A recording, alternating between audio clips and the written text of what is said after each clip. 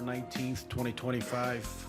Forest Lake Parks and Recreation Committee meeting to order. First order of business, roll call. Commissioner Eckert. Here. Commissioner Mattson. Commissioner Moorhead. Here. Commissioner Tyson. Here. Commissioner Herdina. Here. Commissioner Gary. Here. Commissioner Lundmark. Here. If you're able, please stand and join us in the Pledge of Allegiance.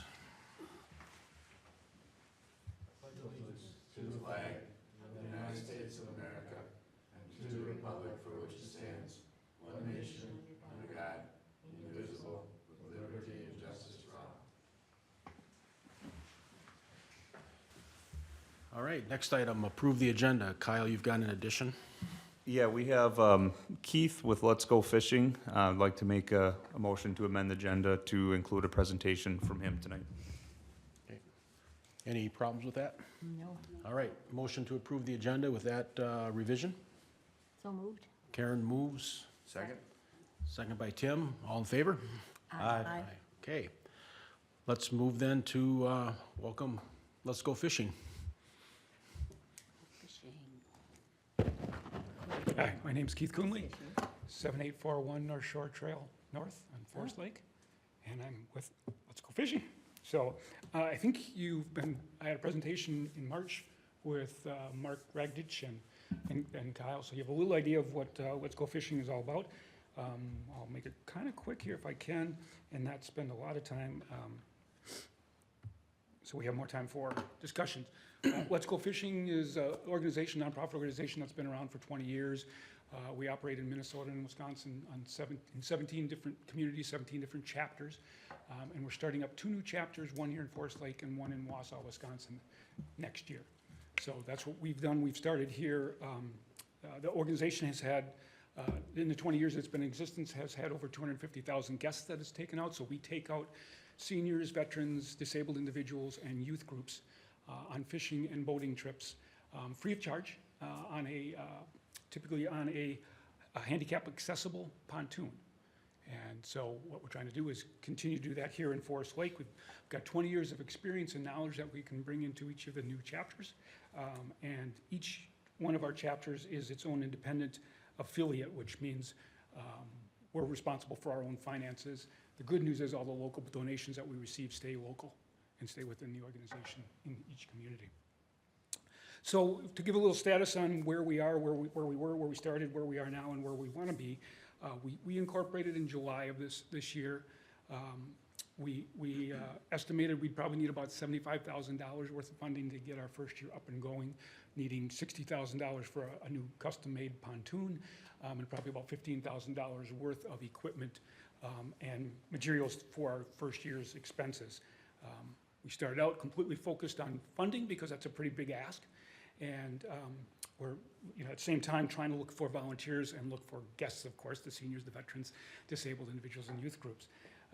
So as we're going through this, we've made some pretty good progress as of late. So our current status is we have four board members, one of them being Kyle, and myself, and Mark Ragnish, who you've already seen and listened to. We've got 20 volunteers already identified, and hopefully they'll all come on board. So far, we've received about $20,000 in funding, with another $8,000 that's been committed to us as well. And in addition to that, I have 2 more individuals, 2 more insurance companies that want to donate as well, that just in the last week have told me they're going to be donating as well. I don't know what the amounts are now, but I'd say we're roughly have a commitment to about $30,000 in funding as of right now. We spent about $1,100 on our marketing, getting incorporated, getting brochures, business cards, all those kinds of good things. So we've got a little bit of money spent, not much. We've identified and contacted 80 different organizations, companies, grants, foundations, and such, trying to find the right donors for us. And just recently, we agreed to purchase a used pontoon from our sister chapter up in Chisago. So the East Central chapter operates out of Chisago Lake. They have one pontoon on Chisago, one lake on Lake Brush Lake, and they have agreed to sell us their current pontoon that they use this season at a cost of $20,000. So that'll be, is a really good thing for us in that, that's allows us to get started and know we're gonna have enough money to be ready to go and operate next June, rather than hoping we're gonna be able to get that $60,000 ask that we would need to get a brand-new pontoon. So it was a good, easy decision for us to make to ensure that we're gonna be ready to operate for our guests by next June. We estimate at this point, then, we're gonna need another $7,000 to $9,000 to cover our expenses and the additional equipment that we need to buy before we start our next year. And more importantly, we need to help just spreading the word, getting the word out to the community, because we are new to the community, and not many people know what we do and why we do it and how we do it yet. So your help in getting the word spread would be much, much appreciated. Going forward then, as we look into where we want to be as of June 1st. Next year, we're hoping to expand our board to 6 or 7 members. Want to have 40 to 50 volunteers on board, registered and fully trained. We hope to have our pontoon equipment all acquired and ready to go, have our online calendar, trip calendar all set up and ready to go, so we can, our guests can register for the trips. We are planning to have roughly 8 to 10 trips per week, 2-hour trips, each one. And so the guests can log on and pick what dates and time they want quite easily. Volunteers can do the same thing and pick and choose whatever times that work for them as well. We've got the community ed helping us out as well. Number one, they have been helping us in the past with some of the advertising and getting the word out for us with their community ed bulletin. And also, we're now, I believe, are we up and live on their website, I think, Kyle? Yep, so we're getting hopefully some publicity there as well. And they've agreed to take some of our phone calls for any scheduling issues that guests or volunteers might have. So they're gonna be helping us out in that regard as well. So by June, again, when we wanna start our services, by June, we hope to have about $10,000 in the bank ready to go to cover our expenses for the rest of the year. Hope to have a slip available on the Lakeside Memorial Park, so we can have a nice, easy access and easy place for our wheelchair and disabled individuals to be able to access. And one of the other things I kind of been talking over with Kyle, we need to make sure that we've got a good high priority repair status with Hallberg's or some other mechanic locally, because one of the most important things is we need to be up and running all the time we can. We can't get into a situation where we have a motor problem or something that we need to take off to a marine mechanic and have to wait 3, 4, 5 weeks to get it solved. So we need to find a way to get a high priority level service agreement with someone in the community. So that gives you a good idea where we hope to be at. We obviously are working quite hard on the financing. Like I said, we have about $30,000 available right now. If you extrapolate that over the 4 months that we've been in existence, that's not a bad go. It's about $90,000 per year. You can't quite extrapolate fully, because 15,000 out of that 30,000 is our one-time donations from foundations. So $15,000 roughly of what we've acquired so far would be something that would be potentially renewable or annual types donations. And that's still, if you extrapolate that, that's still about $45,000 a year that we might be able to expect for donations. Which, in respect to our other chapters, we look at our East Central chapter, and they average between $35,000 and $45,000 a year in donations. But they've been established for 20 years. We're kind of swimming upstream with this being our first year. So I'm not sure where that'll all end up. But we're in a very comfortable position right now financially that I think we'll be able to cover. Again, we have the money, the funds for the boat, and we should have the money for all the expenses and the equipment that we need to yet buy before June 1st of next year. So with that in mind, there are still a couple things that could be a potential funding problem for us. One would be if we need to fund a slip and pay for a slip fee for the course of the summer. That would be, could be $3,000, $4,000. Or if we have to buy a boat lift, that would be 2 or 3 times that as well. It all depends on where we land on having a boat lift down or a slip available to us.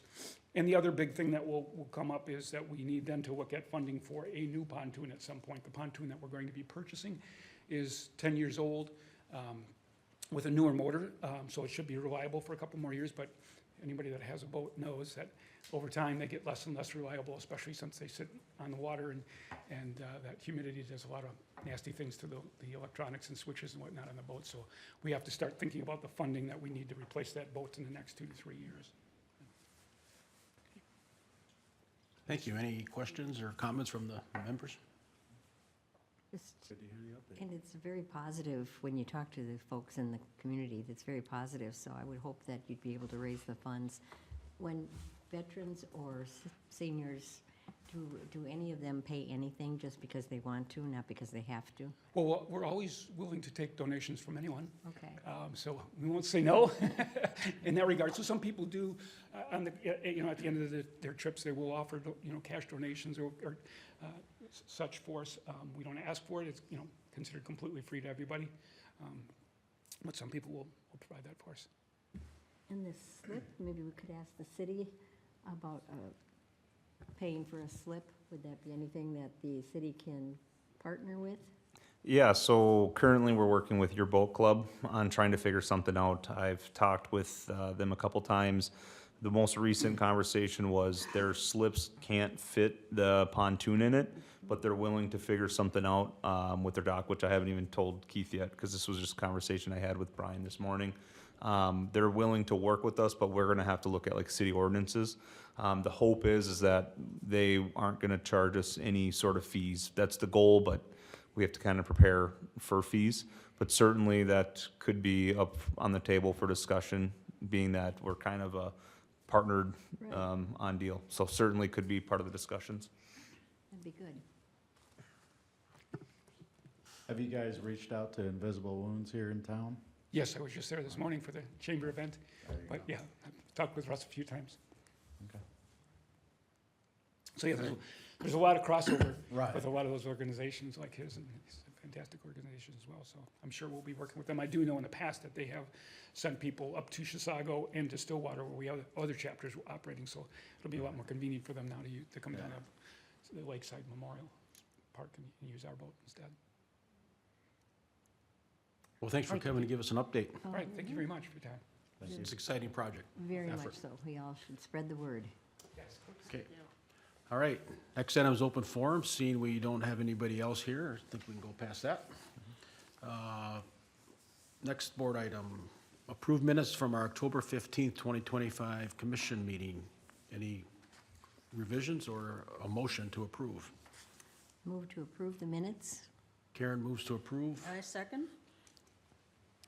Sue approves, Sue seconds. All in favor? Aye. Okay. Number 7, Parks Master Plan Steering Committee. Kyle. All right, so as we've talked about in previous meetings, we are diving into our Parks Master Plan that has to be updated. It was something that was started back 2021, somewhere in there, and it got left off as a 2022 draft. Part of that is to design a committee. That's the biggest thing that we want to get accomplished here tonight. You see we have a layout of what we recommend a committee to look like for that steering, park steering, just to dive into some of these meetings we're going to have with our consultants, Bolton and Mink. So really the big thing, if you guys have any questions on the Parks Master Plan, but I feel like we've covered it a couple times now. Certainly if you have any more questions on that, otherwise just discuss internally amongst yourselves of maybe who would be interested in that. Make sure you're okay with the suggestions we have there of who is on the committee as well. We're trying to get, just good representation within the city of who our parks are gonna serve. That's our biggest thing, is making sure everyone's at the table. If you have any suggestions, if there's somebody not on that list that's on the committee, maybe somebody to bring in at some point in time, because certainly we don't want to have a committee much larger than 8 folks. It starts to get tough. But if there's anyone that the commission feels should be there at some point, you can certainly give us that feedback. Okay. Anybody interested in being on this committee? What kind of cadence or time commitment is that committee? I believe I think Josh had a few scheduled meetings. It'd probably be I would think monthly, probably just as they do updates, and then that steering committee would probably report back to the full Parks Commission. So it'd probably be a meeting in between our meetings tonight or these monthly Right. ones. There'll be some meetings that it's the steering committee in concert with the Parks and Recreation Committee, but it's more designed for the smaller questions for the group to kind of be the representative for everybody up here to get through some points. I would be interested. You want to throw my hat in the ring for, That'd be great. I'd be interested as well. That sounds like two. That's two. So far. Somebody like to make a motion for that? Karen, you're good at motions. I can make a motion that we appoint our two members here to be on the steering committee. I'll second. Okay, so the motion is to appoint Sue and Aaron to recommend approval of the proposed steering committee structure and direct staff to proceed with recruitment and appointment of members to serve on the Parks Master Plan Steering Committee. All in favor? Aye. I, Opposed? Okay. Thanks, Sue and Aaron, for stepping up to do that. Thank you for offering to do that. So staff just, will get probably an email shout out to Josh tomorrow with Bolton and Mink. And there was discussion, early December getting together. We want to get some movement going on before the new year for sure. So I will, send you two a note, and then I will probably just let the whole commission know to our meeting plan, and then certainly can just, again, go from there, bring back some notes from those meetings. Okay, thanks, Kyle. All right, agenda item 8, staff report on Bayview Park Project. Public Works Director Dave. I got a frog in my throat, so I'll get through this thing. Last month we were here and we kind of went through Bayview Park of the wants and not wants, just a high level. And understanding that we want to do some type of community engagement. Took those initial costs, things that we wanted to add in the project and put some numbers to those costs. So if you look on the staff memo, it started our initial budget of $450,000. And just adding in all the things that staff would recommend and majority of the commission recommended, we could up to about $207,000. At this time, staff is not recommending reinstalling the basketball court due to that the new courts were just installed at Belts Park. And we more recommend leaving that a green space. This could be a topic of discussion for community engagement, if that's a question that we might want to ask residents, if that's something that they would like put back in, to get an estimated cost or put an estimated cost of $35,000 to that. Also kind of attached a picture that's after my memo of kind of what we would assume that would be done, that new playground to shift sides to be up on the north side, adding that gazebo or open air gazebo pavilion, and then redoing that trail and parking lot. So with that, we kind of have some discussions or direction that we're looking from the commission here tonight. First, what your feedback is that concept that we kind of put together. If you like that flip-flopping of the playground, kind of the overall design of that, and what your thoughts are on the basketball court, if that's something that should be put in that community involvement. The third thing is we're approximately, if we would spend the full budget, which we don't have to spend the full budget, but what people feel comfortable with for a pricing of the playground equipment. Just to put in perspective, the new Belts playground, that playground was about $300,000. And the Manor Park one was $75,000. So there's definitely a range, but just a number to put into that budget of if you're thinking $150,000 playground, $300,000 wouldn't fit in this container anyway, but something around 100,000, 150 would probably be, equal that. Or if you want to wait to see what the community thinks about the basketball court, which then could adjust your costs. You want to share with me? Karen? Just the work you guys are doing to Oh, I don't know if I put it in my memo. The big reason for wanting to switch that to the north side of the playground is that the current playground is in the lowest area of the park. So every time it rains or spring melt off or anything wet, water sits in the playground and actually just floats the mulch. So the thought would be to get that on the high side so you won't have those issues in the future. If it does stay green space, that's fine, it gets wet. And if you did put a basketball court in, you just have to build that up so it, would sheet that water. Second bonus to that is if you relocate it there, you'd be able to keep the playground open as you're rebuilding the new playground. And then once the new playground was closed, then you could tear the other one down. Okay, Karen, you have a comment, And question? just a couple of questions. First of all, in the minutes, it was stated that we had a couple of ideas about how to get a community survey done or a community group there at the, and there was also the QR code, what are those things that people my age hate? QR code. Yeah. And I'm just wondering if anything has been decided as far as what we should do, but I think the green space, I would agree, the basketball court, first of all, the ball always went in the neighbor's yard, and they didn't like that.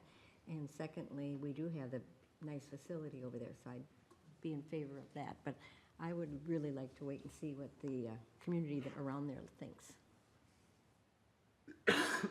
Aaron, looks like you have something. Yeah, I was just gonna ask, cause we're gonna have a green space, would there be an opportunity for maybe a Gaga ball pit? Cause I know, I think we have one A what pit? Gaga ball. The kids love the game. They put one in at Leela this year. What is that? Yeah. They have one, as my kids refer to it, as the Dragon Ball. Cedar Park, But yep. it's like an octagon, I think it is, shaped Yep. pit, and the kids bounce the ball off the wall. It's a game that the kids love playing. I'm just curious, we've got one on the north side of town. Maybe this would be an opportunity, because we have that space, to put a Gaga ball pit in there. Never seen it play before. How often does the ball come out? Because that's kind of right on a road there's a stop sign there, but, it's. Well, I would put it more towards that, the top corner that's nearest to where the playground's at. Okay. So it's kind of in between the two. And then you still have the big open green space, but having a pit like that would be, alls I know is the kids love to use it. Maybe that'd be something for the community engagement. Be something to suggest, Suggestion. for sure. Yeah. So when you present the plan, the draft plan, the way it looks now, you put your option in, basketball court or that whatever ball court, Gaga ball. and then the community can give their We get used to it. thoughts. Oh, I get it. I didn't know what the name was either. Yeah. When we first started playing it, but the kids, they love playing it, so maybe it's an opportunity. It's probably a cheaper install than a basketball court. I guess that brings up the question of level of community engagement. Is it, if the commission is pretty okay with the layout and we're kind of just trying to figure out, do we want green space, a basketball court, a Gaga ball court? Is it something that we want to spend the time in doing an open house, or is it something that we pick a radius around Bayview Park and send out a mailer? Is it something that we just, Yeah. or maybe then the same thing online, that you could kind of get two people versus doing a full open house? I don't see this as a big, huge reconstruction project that we would really want that much input. Yeah. I saw heads nodding on the mailer Yep. to the neighborhood. And it would be like green space, basketball court, or some other idea in that area. I think the Gaga ball court, we could add that in if they wanted that amenity, but I kind of agree that that's so small that you could tuck that up, doing up by the playground versus a green space. I think Okay.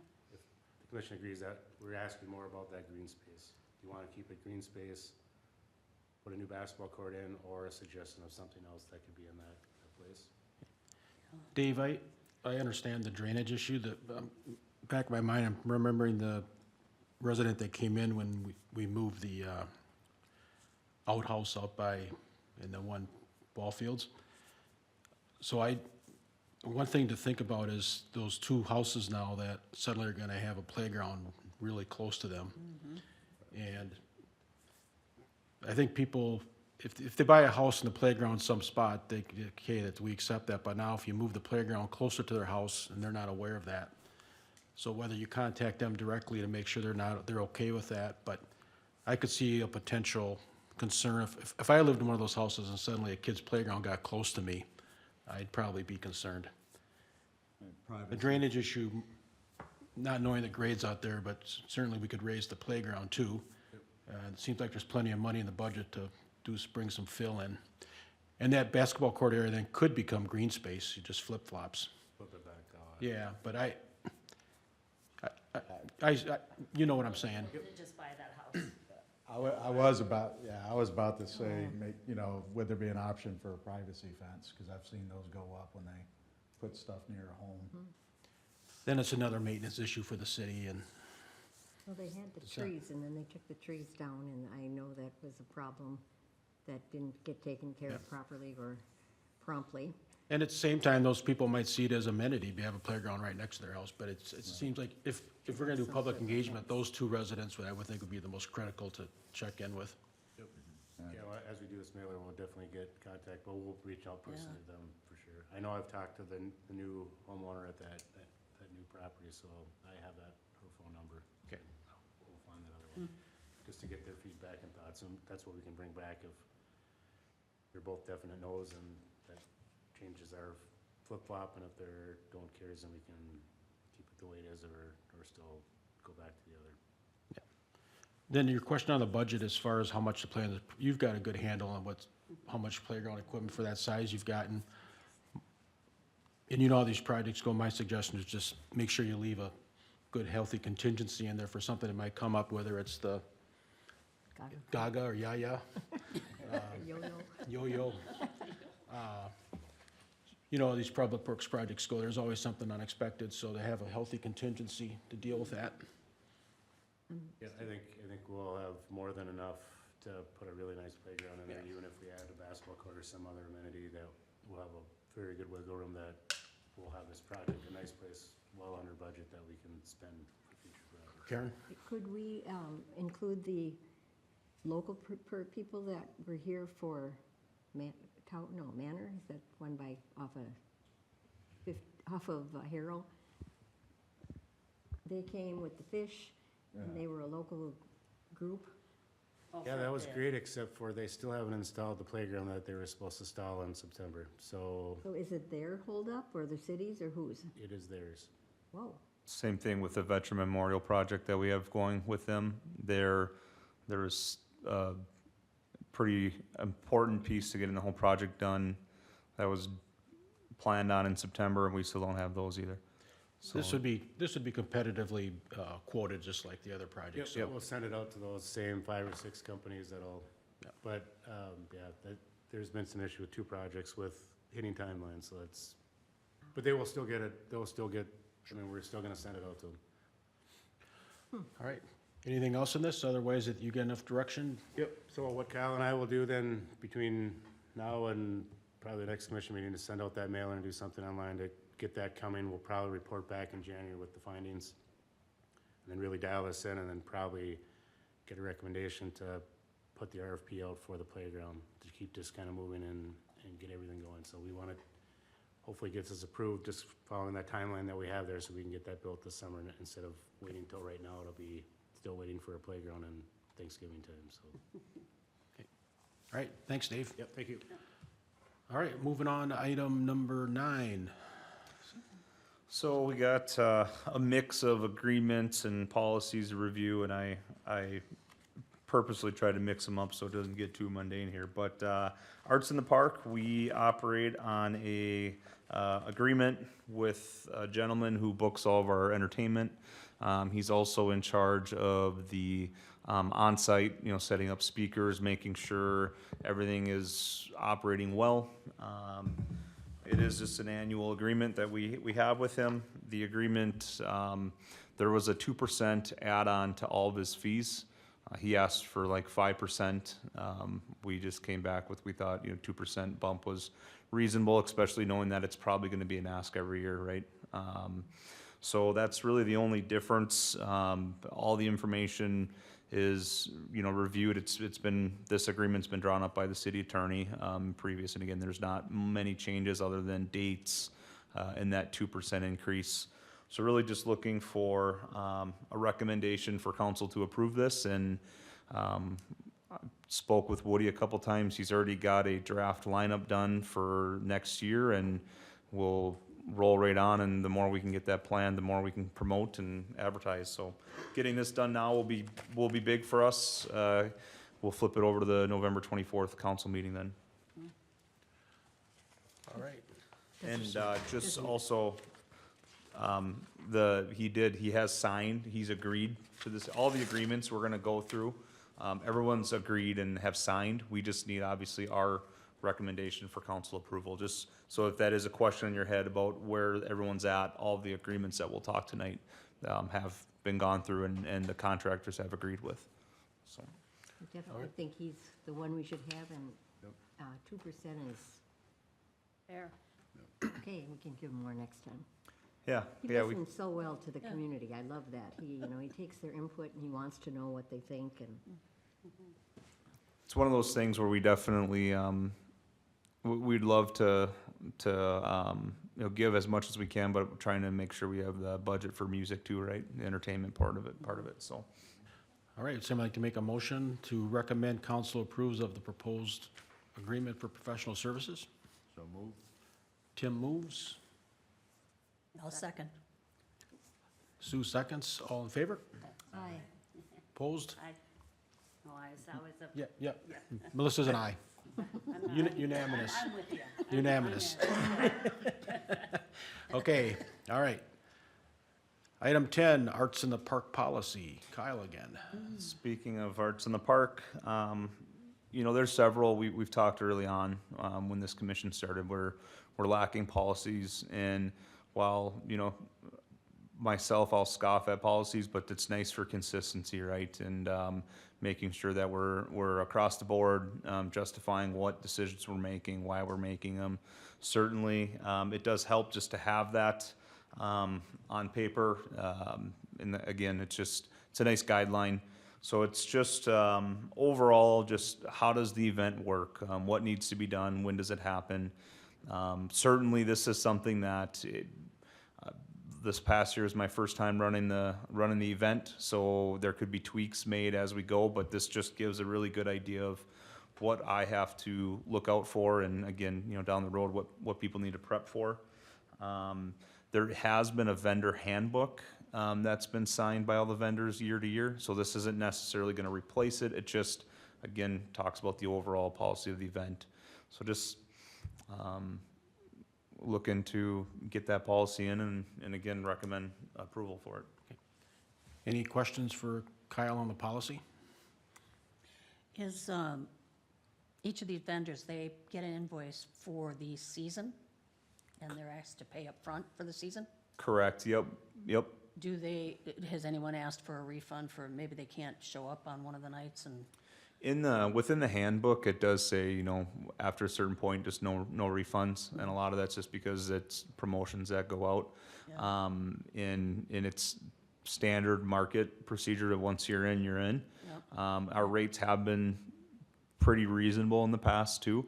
We have had, we had a vendor last year come to council that she wasn't happy with her spot, really battled it out, and we ultimately just said, all right, we'll give that refund back, just because it just was one of those things where clearly it was gonna be a problem. But yeah, typically, most people, they're chomping at the bit to get in. So we actually closed our first round of applications October 31st. We had 67 applicants, which we had 88 last year, but that closed like in January, which is people are more thinking about it. But we're at 67, and I think we opened the wait list a week later, and we already have 8 or 9 applicants on the wait list. So really, for people to get in, they want to get in. Okay. Sure. Yep. I didn't read the entire handbook, but is it still in there that they have to pay by January 1st? I know. There's nothing saying that they pay January 1st. What was communicated to the vendors was they're not going to pay until after January 1st, because that was a question with moving up this application was, do I have to pay now? And it was, no, we're gonna start payments after January 1st. So there isn't any cutoff at January 1st if you haven't paid your, Nope, there will be a cutoff given, though, once we do send that invoice out, we will expect payment, sometime it's gonna be by March or April. And a lot of that reason is so we can get promotions going, right? We don't wanna promote someone that's not gonna be there and stuff. So it's just telling the vendors that, hey, you're submitting your application now, but we're not gonna take payment till come the new year. that is really good, because I think that was very offensive to some people to have their money being used so early on. And I know you've got problems to make sure they come and all that, but I think that's easier handled than make people upset about using your money so early. Yep. That's great. Yeah, no, we never asked for money up that early, so I got it all in emails. Good. It was come the new year. All right. Any other questions? Otherwise, we would need a motion.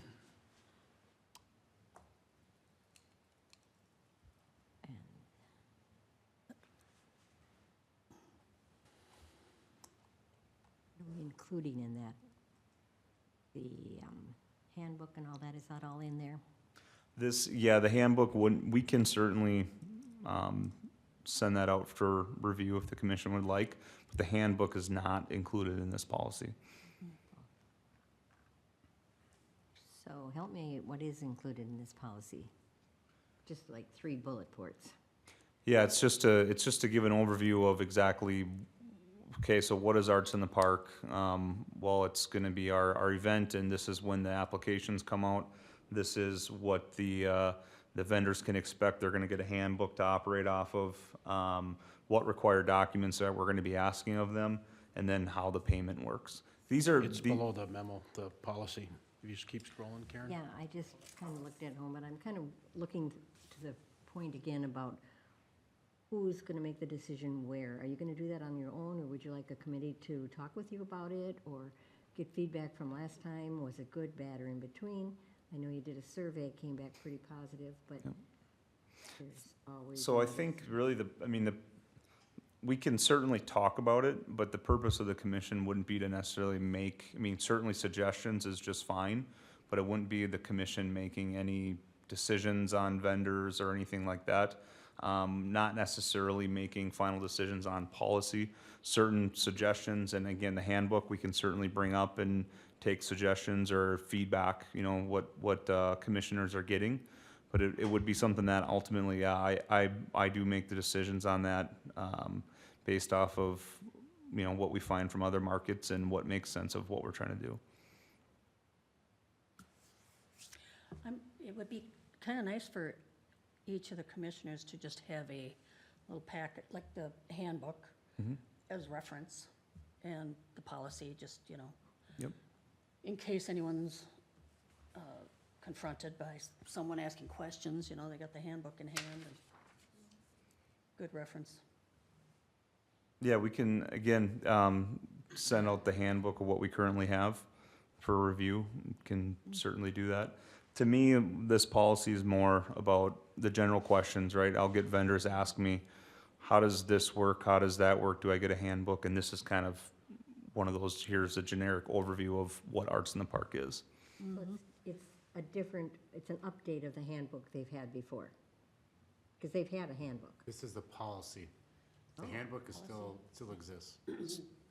So the handbook is gonna be something completely different, right? Again, the policy is gonna be if someone's reviewing what is Arts in the Park. I'm a vendor, what do I have to do to be at, because I get numerous emails and calls throughout the year. What do I have to do to get into Arts in the Park? Well, we can just say, here's the policy, review it, this is kind of how it works.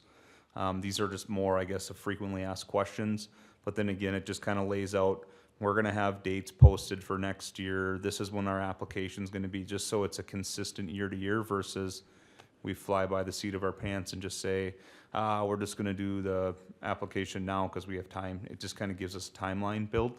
The handbook is something that's not tied to the policy, other than there is a handbook for vendors to go through. The vendor handbook hasn't changed year to year. There's been some tweaks about what certifications are required, or just some updated information from like MDH or cottage laws and stuff like that. but the vendor handbook would be, once the vendors are approved, they're gonna get this handbook, they have to sign off on it, and then they'll get their invoicing and all that. I have one more question, because I know it was, they were gonna have to have liability insurance, they didn't have to have liability insurance, and now are you saying again in this policy that we have to have liability insurance? Nope, so we talked with our city attorney when I went through that, and there was a lot of back and forth about who should have it, and ultimately by the League of Minnesota, the League of Twin Cities, the Minnesota cities, they ultimately said that for something like this, those types of food vendors that are table tent, just, they don't recommend doing the liability. There was kind of, again, some do, some don't, but then when we talked with our representation on it, they ultimately said, yeah, just don't do that. However, food trucks do need that just because of liability of parking lot. And the handbook, like, lays that all out. Correct. So the Yep. handbook is more for that. Yep. This is the policy, so we say, you know, when it is, when we do it. The Yep. policy of it, not the handbook piece of it itself. You know, just saying, like, you're gonna get a handbook, you get 10 days to read it and get it back to us, because in the past, the reason for that, we've had vendors get approved and then drag on for like 2 months. We have people on the waiting list, and then all of a sudden, when it's time when we're like, hey, we need to finalize, oh, we're gonna probably not, not come back. We've had that happen where it's just like, most people, they wanna get in, they wanna get it done, we wanna get it done and checked off, so we're not following up with the same person, time and time again. So this just gives us a policy to lean back on and say, hey, you've had your 10 days, you haven't got it, we're taking you off. Well, now they can't come back and say, well, why? Well, Right. there's a policy on it. I think the way to look at the policy is both ways. It tells the resident how we do what we do, and it also tells the city, when Kyle and Dave get hit by a Tesla after we leave this meeting, how does the city do what they do? Right. So we can look at, somebody else in the city can read this and say, how does Arkansas Park run? You read it both directions. So we're saying this is how we do it. Somebody else can read this and say, okay, this is how it's done. That's kind of how all of our policies are being set up. So Kyle and I are gone tomorrow. The next person can read the policy and say, okay, this is how we donate a bench or whatever, But also on the other flip side, a resident can read that and go, okay, this is how I can donate a bench.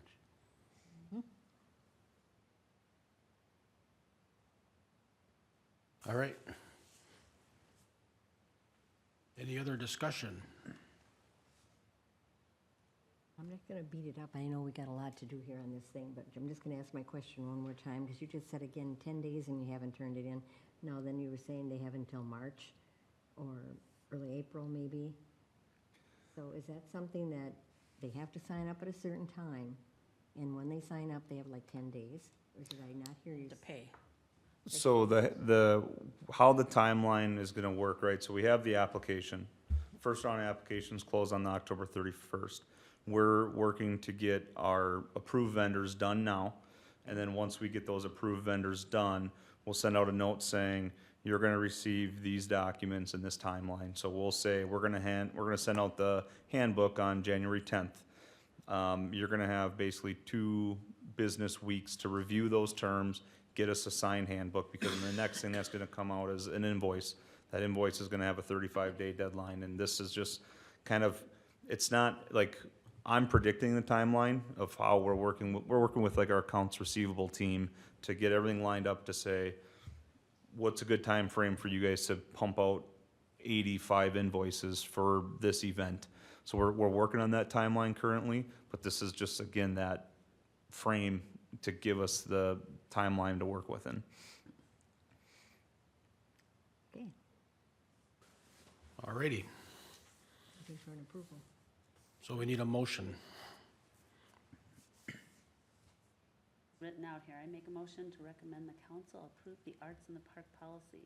Okay, Melissa makes that motion. Need a I'll second. second. Aaron seconds. Any more discussion? All in favor? Aye. Opposed? All righty. Next item is number 11, athletic facilities user classification policy. All right, another policy. So this is the document we brought to the commission in October. No changes were made. Commissioner Eckert had asked in that meeting about the difference. I just kind of fumbled during that to point out that it's majority versus, residing in the city and not residing. So really, there was no changes made. We feel pretty good about the policy, reviewing other cities, how they classify users. The big thing is, like, obviously, again, we're probably not listing out every single user group out there, but it's at least giving us a guideline to say this is where this user group falls in, right? We don't know if there's a soccer team coming from wherever, but they're gonna fall in line to this classification somewhere. And again, it's just that guideline. And yeah, it's, like I said, no changes from the last meeting.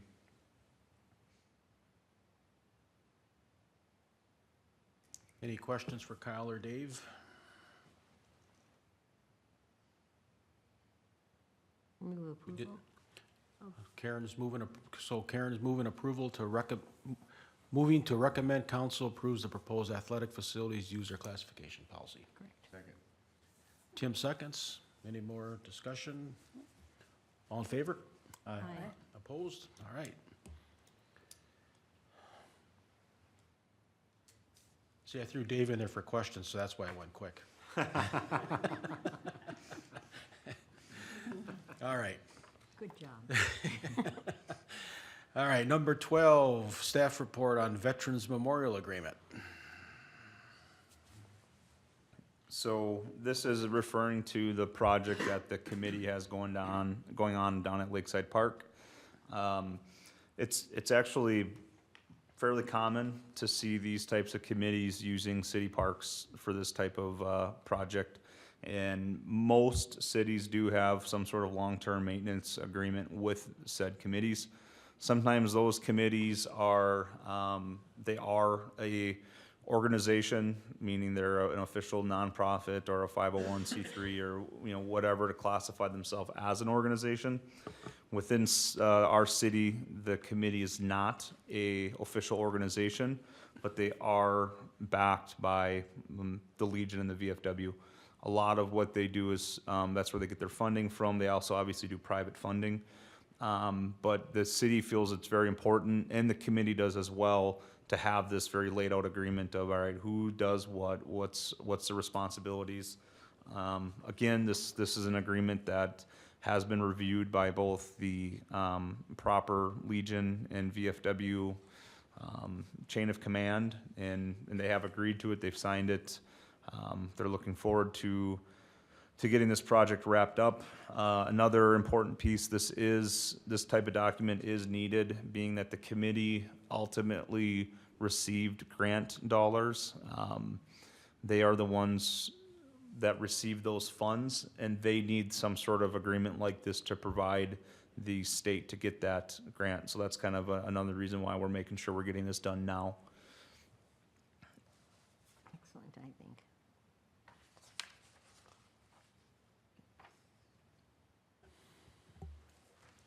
So again, you're going to need a motion to recommend council approves and signs the proposed Veterans Memorial Maintenance Agreement. Make that motion. Karen's making that motion, Second. seconded by Tim. This is a good agreement, Oh, so. and it's a good project. I can't wait. All right, we got a motion and a second. Any other questions or, all right, all in favor? Aye. Opposed? That passes. Item 13, Parks and Recreation fee schedule. Kyle again.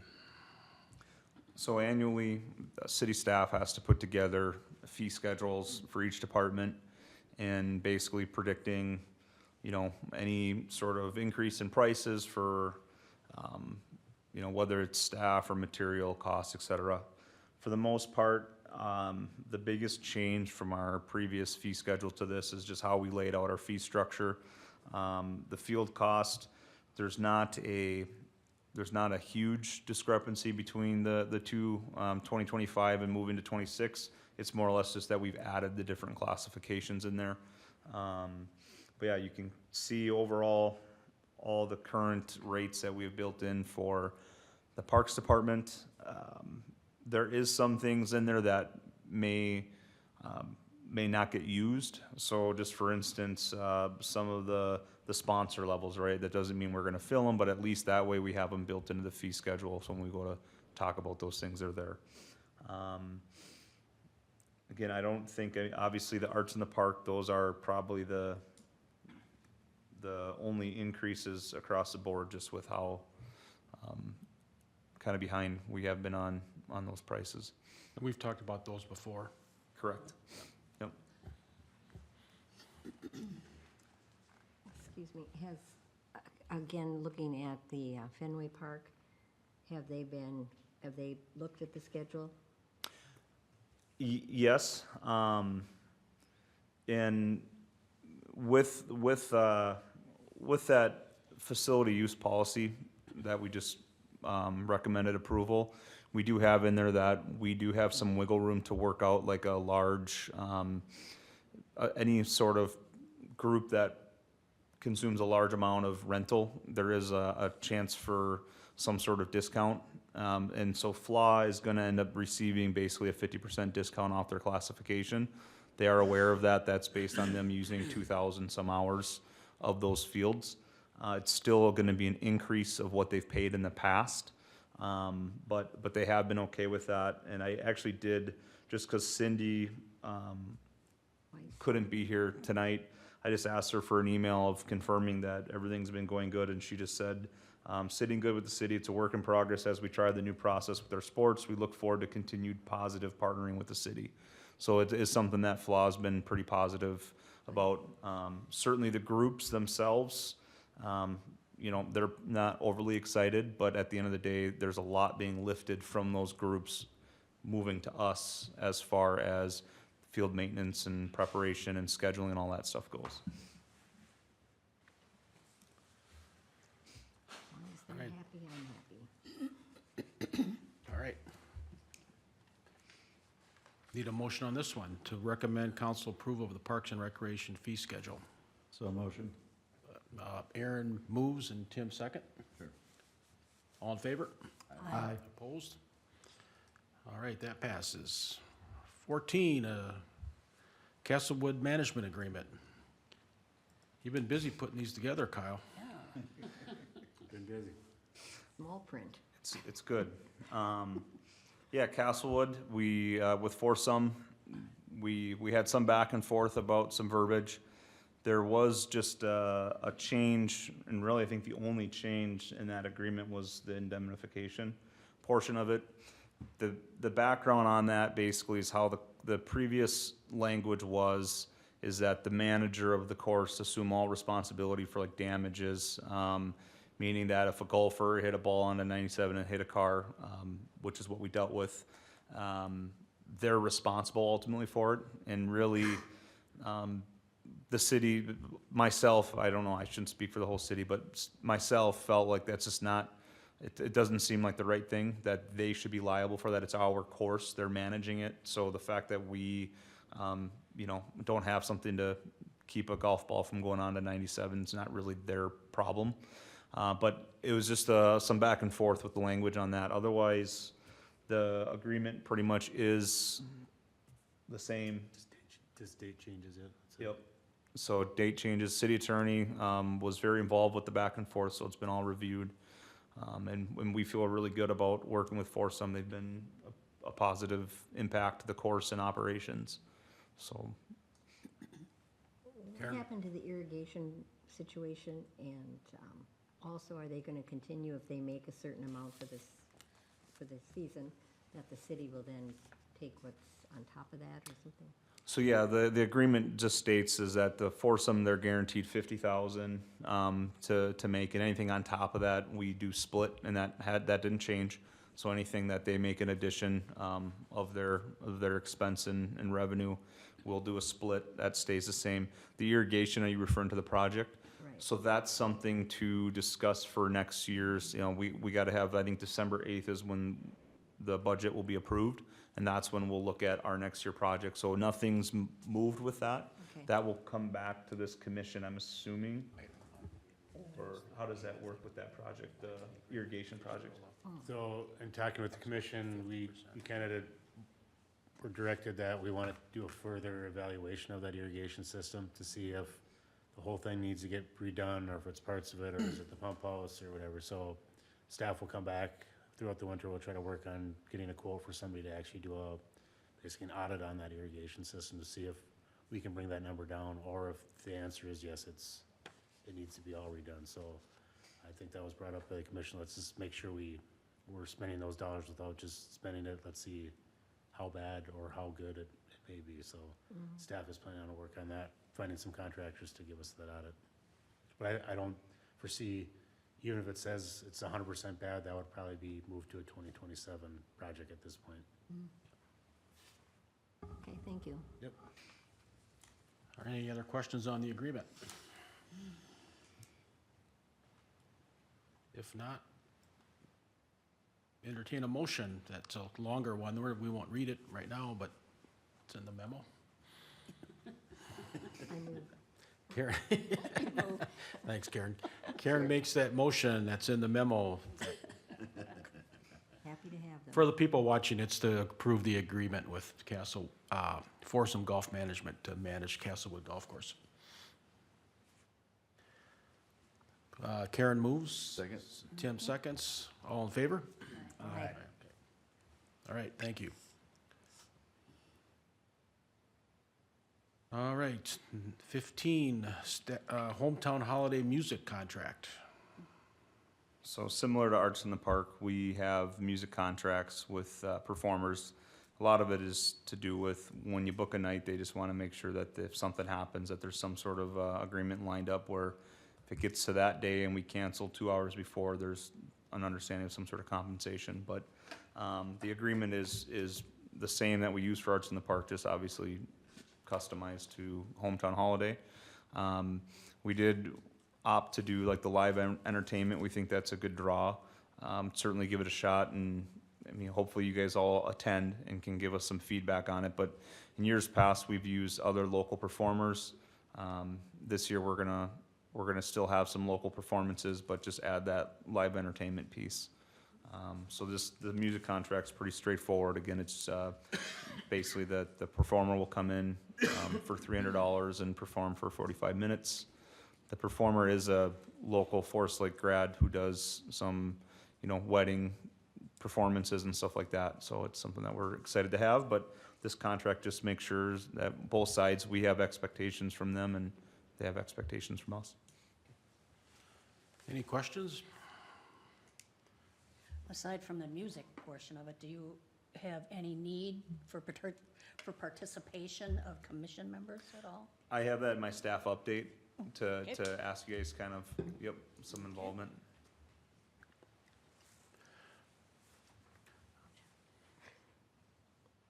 Make every motion, it's clear. This one's easy. All right. Karen wants to make the I motion. know, I said I don't have to make them all. If somebody else wants to make it, this is clear. Well, nobody's keeping track, Karen. You're Oh, good. good. Go for it, Karen. All right, I make a Read it. motion to recommend council approves the City of Forest Lake Entertainment Performance Agreement. All right, Karen moves and I'll second. Aaron seconds. Right. Everybody to the right today. All in favor? That's good. Opposed? All right, that passes. I think that's all the approvals today, right, Kyle? Yep. Go back up to the agenda. And we're on to staff updates. Dave's got nothing? No updates for me today. I got a list, don't worry. So we do have, I don't know if everyone saw that email, but there are 2 commissioner terms up January 31st, 2026. Those commissioners can reapply, so we will need to fill those 2 spots. I believe it's Karen and Sandra. So how that worked is you guys were all on a tiered system where we had some of you sign a 3-year, some sign a 2-year, and some sign a 1-year, just so we didn't have everybody expiring at the same time. So Karen, in your situation, you've served for 1 year. That doesn't count towards your total serve years, though. I believe isn't there a limit on, it's like 8 years or? The max, yeah. Yep, so this 1 year, and then the 2-year folks, it doesn't count for that either. So Anyone that's in a 3-year term, that does count towards your total, but anyone that's not, it does not count to your totals. So it is something that we will need to fill 2 positions. I believe council ultimately makes the final decision on that. So certainly, up to you to reapply, and then again, just to help spread the word that we are gonna need to fill 2 chairs, this upcoming year for the Parks Commission. I'd certainly like to reapply. I haven't given you near enough grief yet, and You need more time. Who are you asking? Are you asking me that? Not ready for you to leave yet. And we need somebody to make motions, so. oh, that's true. No, it was good to have that differentiate for the years, but, yeah, I just really like to have another time. And that's something that, I believe Jolene has sent out emails, with some updates on that, and so everyone should have that. If you, for some reason, if you need information on it, just let me know. If you, for some reason, you don't see it or it's not in the inbox. Is this the gallon? You don't need to scan a QR code to Oh, reapply. good. Or maybe we need to change that. I'm gonna change it down at the park, please. You were asking Karen, Sandra is the Yeah. other one. And Sandra has been unable to attend a lot, so it'll be Yeah, I up to her to see if she wants to Yep. hang on. To reapply. All right, thank you. Hometown holiday, we have that event coming up December 5th. It's Friday. It's the week after Thanksgiving week. So certainly we do have some volunteer needs. Otherwise, again, it's always my goal with the commissioners to be able to just come down and enjoy it versus having to have a responsibility there. But if anyone's wanting to volunteer, we have things like the bonfire pits with s'more stations, just kind of having supervision. You're in charge of, fire extinguisher if it's needed or anything like that, making sure everyone's being safe. But petting zoo, we have a couple stations there to get people in and out of there, make sure kids are behaving and not harassing the animals. We have a Santa station, a hot cocoa station, stuff like that. So it's kind of just to be there and greet people, obviously, but then help. Olaf, we're looking for Olaf again. I did my time. I want to be able to talk to people. It's funny, Nanette brought that up and said that you did it, and I was like, oh, that's funny, because I wouldn't have even obviously really known you at that time last year. But yeah, so we have some leads for like an Olaf costume and all that, but. okay. There's an opening, an Olaf opening for all y'all to know about. Thank you for that, by the way. Would you like us to just let you know between now and then, Yeah, station we'd like to help with? yep, you can, and you can just let me know what you want to help, and then because Nanette ultimately with the chamber, it's a partnered event. I don't know if you guys probably don't remember the first meeting, we kind of had a breakdown of all that information of, there's some city events, city partnered events. We do partner with the chamber on that, and that's part of Nanette's role, is to arrange the volunteers. But if you want to be a volunteer, or if you just want to attend, we're also going to have the city tent. I forgot something. The Vet Memorial Committee, they're selling Culver's calendars, Oh, those are like a great. coupon book. So we're actually going to have them down there with the city tent. So we'll have that. So again, even if you want to hang out and just greet people, that's totally fine. We encourage you to come down for sure. What are the hours? The event starts at 4:30, and we estimate it to end around 7. For volunteers, When are they lighting the tree? Is that? that's at like 7? 6:55-ish. Yep. So it's that late. Oh. Yep. And then for volunteers, we're asking people to it's gonna be about 4 o'clock to show up by. I think it's fun to get to know each other better too, if we can show up. I would say I did the hot chocolate several of the years, like 3 years. And it's really fun, but boy, that would be nice to kind of break that up in the middle, because it is some serious hot chocolate Yeah. handing out. And when you think you have enough, you do not have enough. It's like napkins. Yeah. Those napkin problems. So yeah, if anyone's interested, like I said, otherwise just come down. Obviously, we'll be there, and you're more than welcome to. I think staff, we're planning on being down there about 2:30-ish or somewhere to start setups, and Public Works does do a lot to get that set up and arranged. They move tables, get the bonfire pits set, cone things off, similar to Arts in the Park. So they do a lot for us, so we'll be down there pretty early too. Oh, I'll be there. Awesome. Update, so I believe it was October, we talked about some online software for scheduling, specifically around like the Fenway Fields. Now that we're doing that, something that the city has not had a in-depth software to smoothly do rentals. Currently, our software does great for gazebo rentals and park shelter rentals, but we did just today had a presentation on that. It is a hefty initial investment. I feel like it's pretty worthy.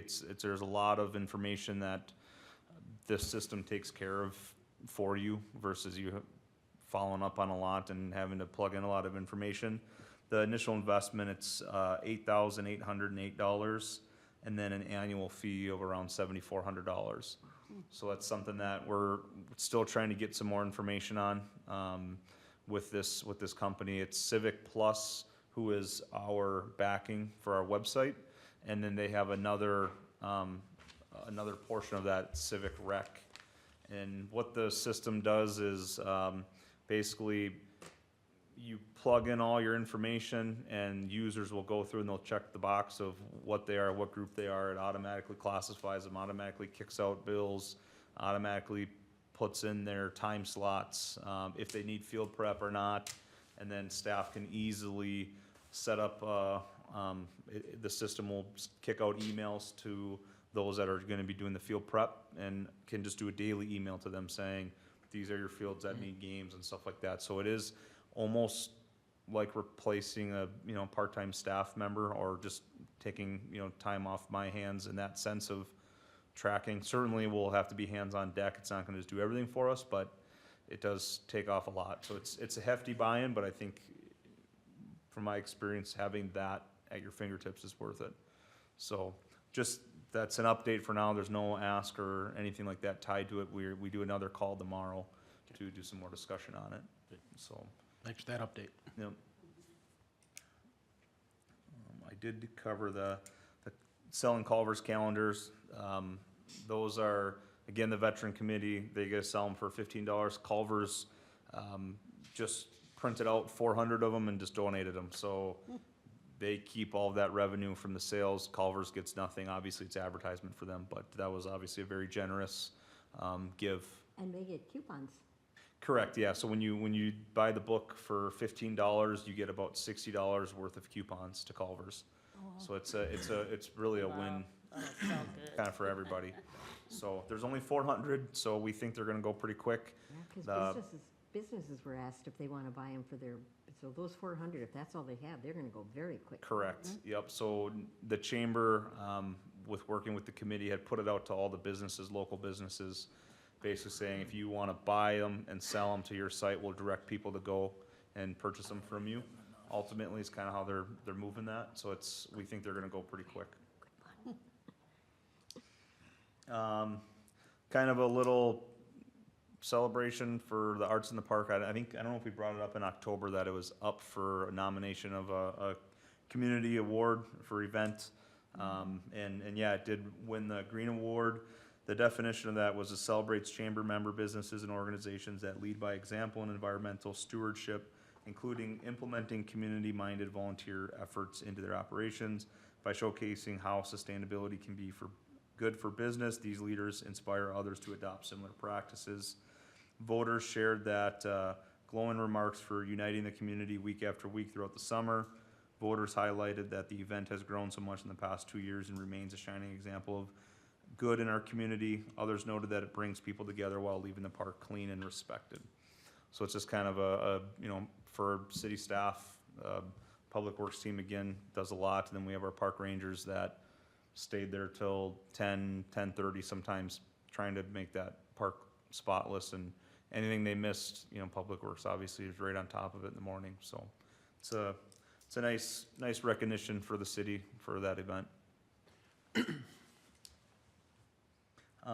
One other thing I have is, so staff is gonna be meeting with Leela and NLA, the two local charter schools, and that's gonna discuss field usage, where those charter schools have really had not a lot of opportunity for field usage. There has been some for the baseball, but like, the NLA softball team has had to go down to Lino Lakes to practice and play their games. But part of the policy that you guys have recommended, you know, builds them into the usage plan, where before, you know, FLA had those fields and basically just booked them solid, so they never really had a good opportunity to get in to those fields. So that's something that I'm looking forward to working with those charter schools on. They're super appreciative and excited about it, because it can really make a difference in their programs of having a nice home field to practice and play on consistently. And again, when you talk to them, remind them how pristine those fields are and how they'd have to be left in exactly the same order, because they would have a much smaller staff to be able to do that. But I think it'd have to be number one on the list, that they know about that. Yep. They're not just an old practice field somewhere. Yep, so we had the NLA Leela combined for a baseball team, and there was a high school baseball team. They used Field 5 this year a little bit, and they were great to work with, super respectful of our asks of earlier in the year not doing certain things to tear up the turf and stuff like that, so they've been good to work with. But yeah, thanks for that. That's wraps up my updates. Okay. Okay, so Mark, Parks and Rec Commissioner updates, when we start, Aaron. I'm good. Aaron. just had some communication today about QR codes. I would have mentioned before that I think it was Dave that had the idea of maybe having one up at Bayview Park. So if people are walking by, they could do it. I mean, that's just an aside. I like the fact that we're gonna send it out, but not against them totally, but there is a whole segment of the population that doesn't use them, so. Yep, we brought that up too. That would be for next year for sure, when Sean Silvera Park is up. Right away in the spring, we'll get the marketing at the park that'll say, this is the next on the list, or something like that, with that QR code, to try to get the community involvement right away and get that feedback throughout the summer. So we're not here next fall asking you what you think. We already know what that community who uses that park really wants at that park. So I think that's gonna be super helpful, that we'll finally get on that right schedule of getting the information before we come to present to you. We'll have everything already. And where is the bike racks for belts? Where is that at? Because my little homemade sign has moved around a couple times, but I haven't seen any bikes on there, so that's good. But when would we be able to get the bike rack? We get them up next spring. Spring? We also came up with a plan, we talked in October about that display. We have a plan to get the signs up for like park rules, if you will. And I'm assuming that would go up in the spring also, that sign, because it's gotta get drilled in and, Correct, yep. yep. So, yep, next spring for sure. Okay, thank you. Last meeting, we had me join the Public Works Facility Steering Committee, and we had our first meeting, last week, Dave? Big cross-section of community members on it to start guiding the new Public Works facility.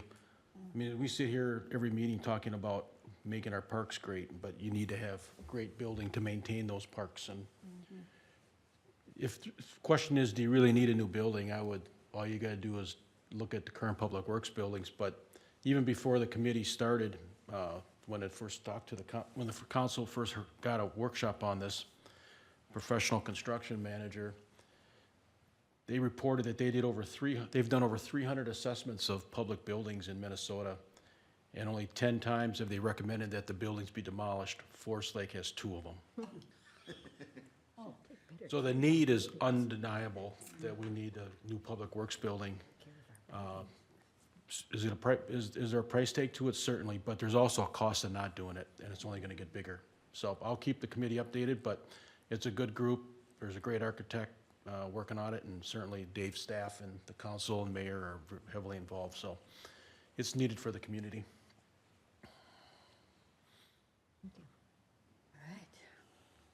All right. Sue, I don't have anything. Tim, Nada. Melissa. Just looking forward to the hometown holiday. All right, with that, somebody besides Karen want to make a motion to adjourn? I was so ready to. Tim? And a second? I'll second. Sue will second that. All in favor? Aye. All right.